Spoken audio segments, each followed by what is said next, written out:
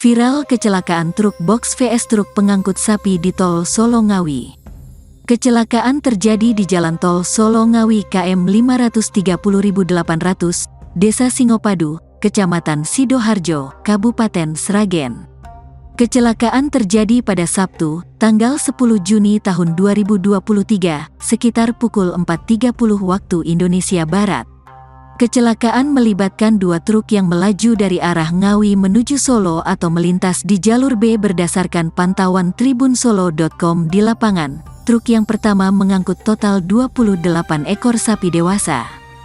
Truk pengangkut sapi tersebut berasal dari Madura, Jawa Timur, yang hendak menuju Garut, Jawa Barat.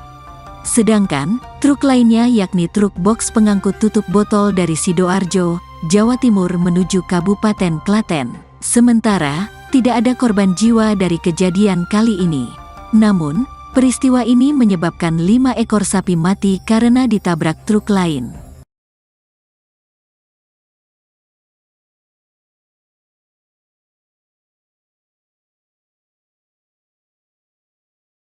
Terima kasih sudah nonton.